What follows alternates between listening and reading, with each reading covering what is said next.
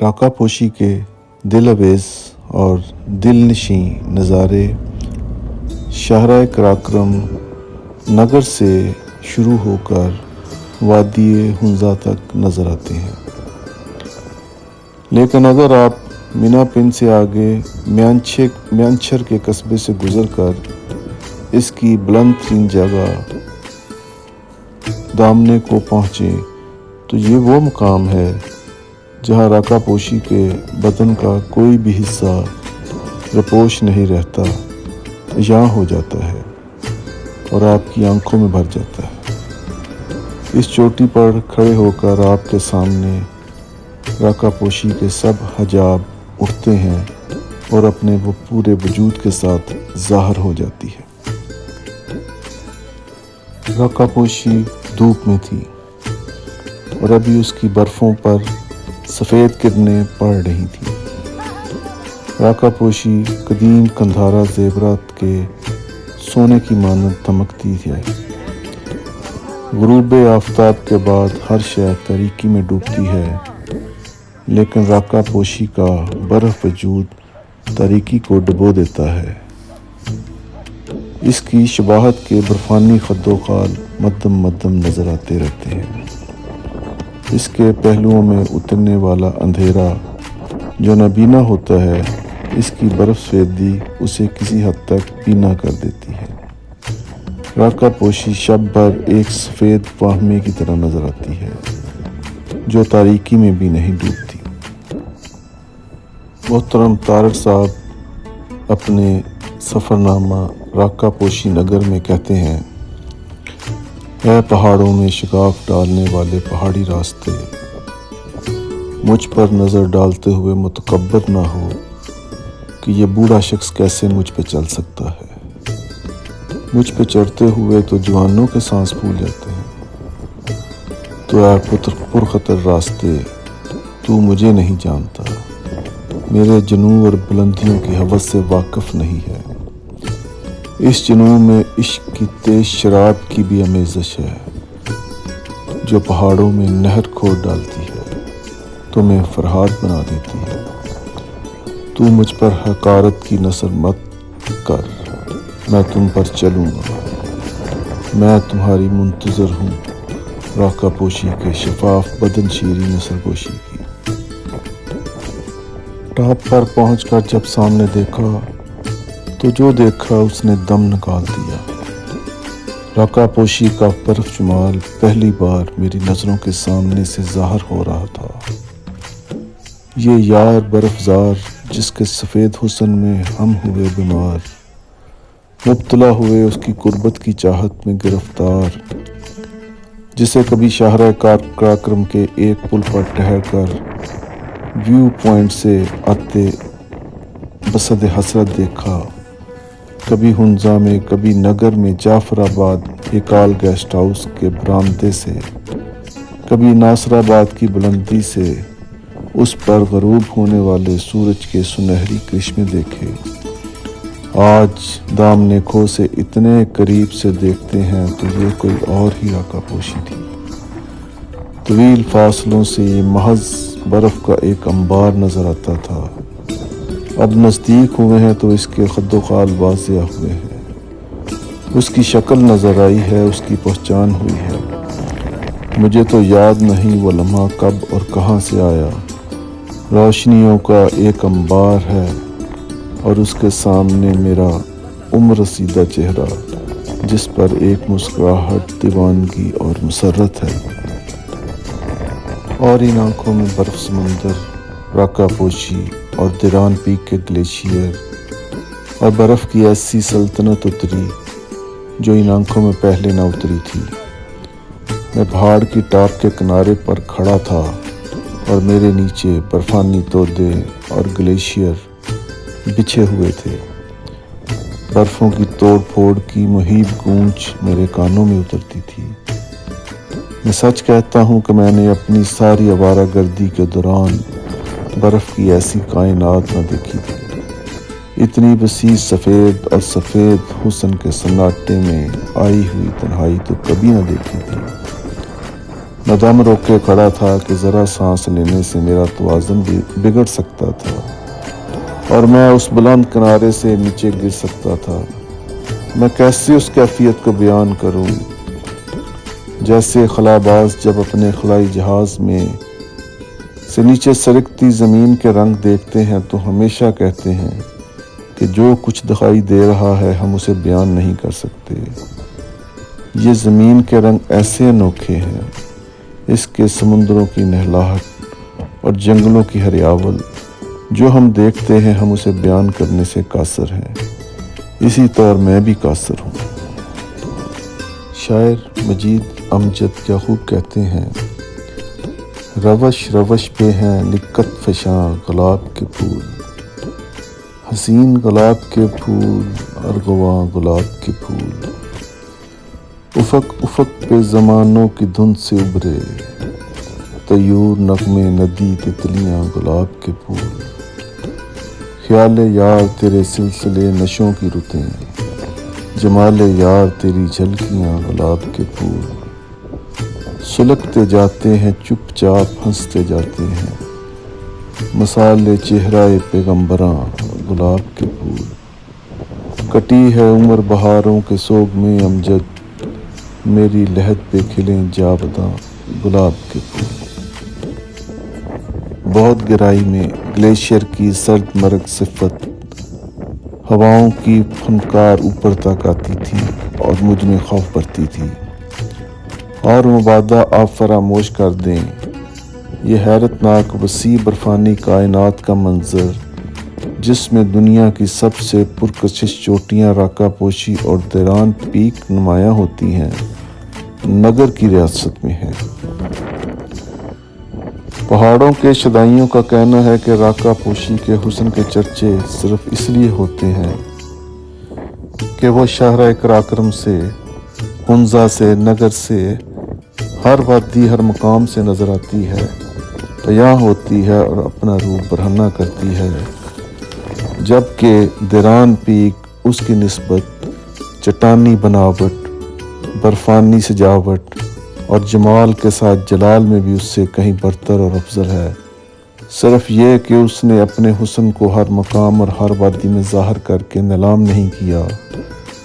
وہ پردہ پوش رہتی ہے، صرف اسے اپنا حسن دکھائی دیتا ہے، اور جو اس کی چاہت میں صحبتیں برداشت کر کے آتا ہے وہ اپنے رخ سے صرف اسی عاشق کی خاطر نقاب اٹھاتی ہے جو جان جوکھوں میں ڈال کر اس کے دیدار کی چاہت میں یہاں چلا آتا ہے۔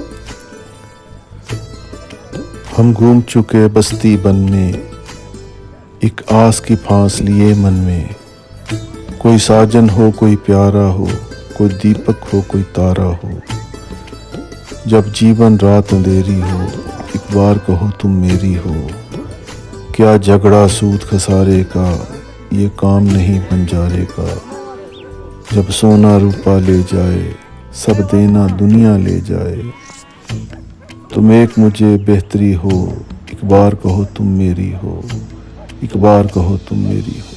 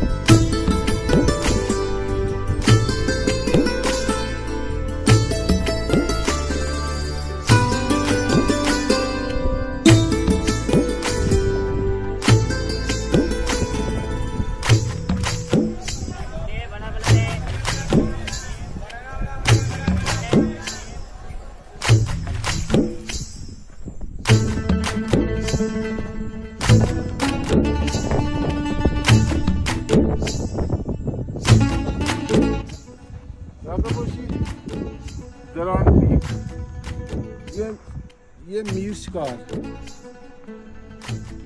ہے اور وہ سامنے جو ہے نا وہ التر پیک ہے. ٹھیک ہے ڈاکا پوشی بیس کیمپ 1 ہے. پیچھے جو پہاڑ کے پیچھے اور ڈاکا پوشی بیس کیمپ 2 ہے. جنہوں نے اسپیڈ پہ جانا ہوتا ہے وہ ادھر جا کے کیمپنگ کرتے ہیں. رام پیک کے اسپیڈ کرنے کے لیے جاتے ہیں.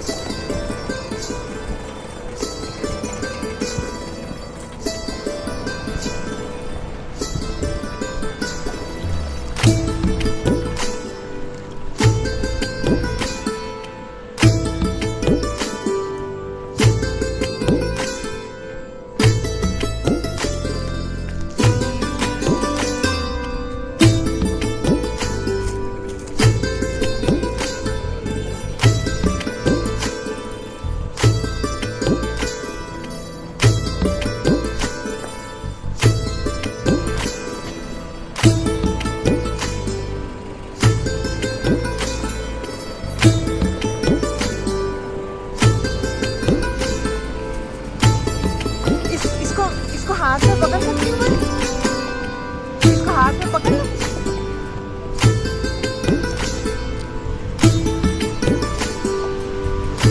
پکڑ بیٹا نہیں پکڑ لو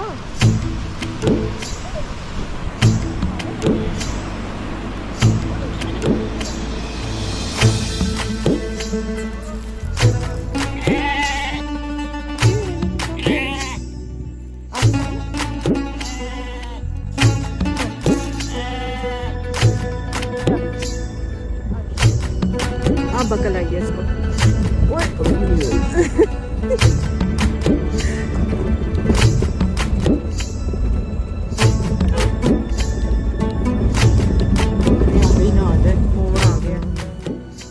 ہوا کا تیز جھونکا آیا اخروٹ کے شجر سے بہت سے سوکھے پیلے پیلے زرد پتے ایک دوسرے سے ٹکرا کر چھن چھن کی آواز سے نیچے بہتے پیلے پتوں کے ساگر میں ڈوب گئے ہیں. درخت پہ چند سوکھے پتے ہوا سے ضد لگا بیٹھے ہیں آدھے ٹوٹ کے اٹک گئے ہیں جاتے جاتے لٹک گئے ہیں اپنی ضد پہ اڑ گئے ہیں ساتھی ہمارے جا چکے ہیں منزل اپنی پا چکے ہیں کہتے ہیں ماں سے بچھڑنا نہیں.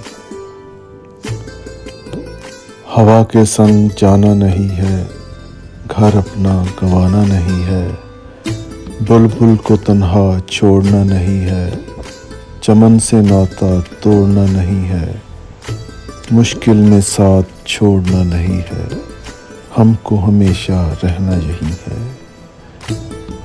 ناتا ہے یہ کیا جانے اب یہ بوڑھے ہو گئے ہیں بہار کے دن کھو گئے ہیں ان کے دن پورے ہو گئے ہیں अब इनको जाना होगा, नए पत्तों को आना होगा, इन्हें कानून पे चलना होगा। बात इनकी समझ में आ गई है, हवा के संग चल पड़े हैं। कुछ जिद्दी नीचे गिर पड़े हैं, कुछ ज़रा दूर तक उड़ सके हैं। कुछ नाराज़ होकर बहुत दूर गए हैं, कुछ पैरों में आकर मर गए हैं। कुछ ज़मीन ओढ़ कर सो गए हैं, कुछ ज़मीन ओढ़ कर सो गए हैं।